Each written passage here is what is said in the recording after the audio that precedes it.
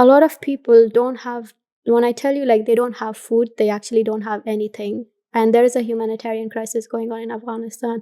And $50 or £50 can be like food for them for 3 months. And even like $10 or £10, £20, that could buy a lot of things for them on the ground. And when people, I think, sometimes think that we need donation, they might think of like, oh, they might need like £1,000 or like £2,000. But no, it's like even the small portion or help that you're getting on the ground is a big thing and making a lot of impact for families on the ground. Honestly, £50 feeding somebody for 3 months is, I don't know, I think it just reminds me again how privileged my life is. I am a self-aware person. I do speak to people like Heela and try to always learn from them. But just to put it into perspective, you probably couldn't do these days in the UK shopping for 1 week for 2 people on £50. You would actually struggle. And that's not to mention if you have pets, for example. Yeah. Do you know what I mean? So just on the other side of the world, due to impacts of war, £50 is 3 months of food. Wow. Yeah, and I think I don't blame a lot of people for not knowing this. There is lack of awareness about these Yeah. things, and especially in the UK, if the cost of living is so high, there is inflation, and a lot of people, I think, kind of became really desensitized to a lot of content they're seeing on social media. So it's sometimes we try to be proactively reach out to people as well, like our NGO, because I know people are not gonna just come to us and like, oh, here's £50 and go feed some people in Afghanistan. It's us as well, but also there's like a very big strong disconnect of people living in Western countries and then what's happening to countries like Afghanistan or different war zones. And the thing is, like, yes, they can give £50, but it has to be consistent at some point as well. Yeah. How do we make this more sustainable? Because people on the ground will build hope as well. Like, yes, there is a source of support that is coming. And sometimes one thing we struggle a lot with that, yes, we support them for 3 months, 3 months and 4 months, and then you kind of like have that emotional pressure on you, like, oh, where else can I get that support for them? Because I know their situation on the ground. There's unemployment rate is so high in Afghanistan. A lot of farmers are struggling to even make a basic income. Poverty is increasing day by day. So how do we actually provide and support these families? And sometimes, as Afghanistan, because it's a very close community, people are there. So if one person find out they're receiving this funding, other will like, yes, where is mine? And then it's gonna be like a big demand for like, yes, we need support as well. So sometimes there's like a lot of survival guilt as well that you feel is like, oh, how can I not support all of them? Because the stories you hear on the ground, especially from the mothers and the kids on the ground, it's kind of like very it's very sad but also disheartening that why like £50 is not that much, to be honest, like if you're feeding someone for like 3 months. No, it's not. It's not much at all. And these days, £50 in this country does nothing.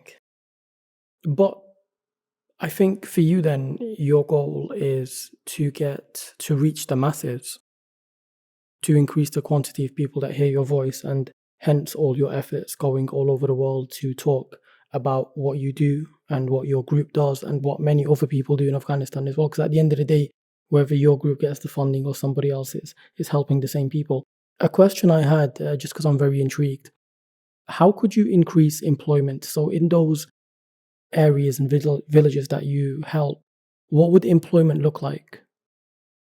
I mean, that's kind of like a very complicated question as well, because the reason why unemployment rate is so high, one of the reason actually why unemployment rate, we don't have a structure in the country in Afghanistan. And after the Taliban takeover, obviously women are not allowed to work. So like half of the population already lost employment.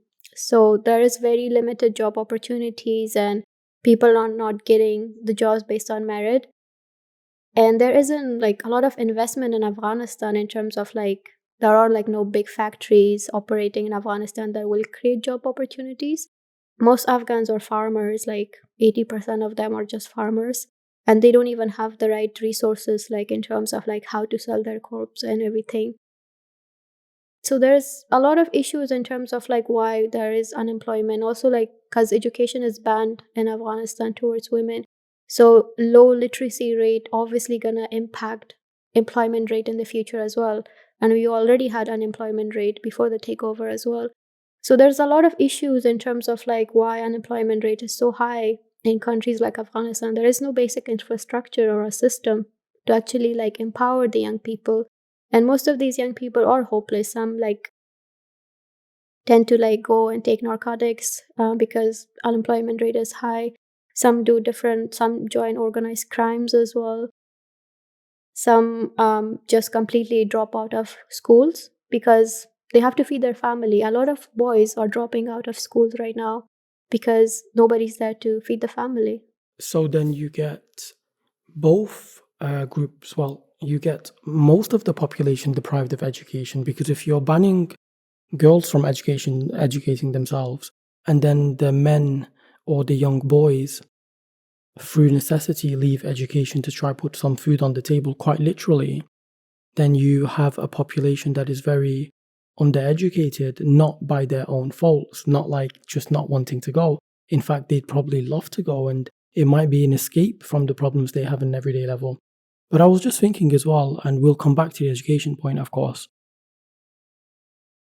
Afghanistan is a beautifully weathered, fertile country. So if somebody was to fund a farmer, which is not cheap, I understand, but some machinery, then that one-time bulk investment could feed a village, right? Yes, definitely. And there's a lot of organization that can do that. Like if you want to reach out to some of the organization and you're like, okay, I want to support a few farmers in this village, how can I do it? They will just give you the whole structure for like, okay, you need this money if you want to buy them like a tractor or like seeds for their land. Even education, like a lot of farmers don't actually know how to like sustain their land as well and the income they're making. So, and there's also issues of climate change in the countries. We're seeing a lot of droughts in Afghanistan that's like completely destroying the lands of many farmers. And then there is no government support, not a lot of humanitarian aid can reach out to that many people. So there are different ways you can reach and support farmers. And the whole point is to make them sustainable so they can generate the income to support them and feed themselves. This should be sustainable. Another thing that I thought about instantly is climate change also affects farmers in the UK. So completely different landscapes. Farmers in the UK don't struggle with their tractors as much, but that's putting it lightly. But it's the same thing here, because if you have been growing a certain crop for generations in this country and now there's not enough rain, then you need to be educated enough to harvest it earlier or later. The small things that make a difference to acres worth of land. Another really sad truth that comes out through people desperately trying to help their family is they often risk their lives to cross borders. And we have a large population of Afghanistani people in this country, and the vast majority of them probably left due to necessity. Mm-hmm. They and all the other ethnic minorities in this country are an absolute credit. And that's why Manchester is as amazing as it is, right? I'm Kurdish, you're Afghan, and we're friends, and the dynamic is brilliant. So there's good and bad points to migration, immigration, or diaspora, but the necessity still remains and the risk is there. Oftentimes when I talk to people about immigration, I'm not against it. I just feel like it should be more choice rather than I risked my lives. Smugglers did this to me on my way here. I crossed on a small boat. Thank you for watching that clip. If you enjoyed it, here's the full podcast right here on my right, maybe your left. I'm not sure how YouTube works. Or here is another clip right here. Take care, everybody. See you on the next one.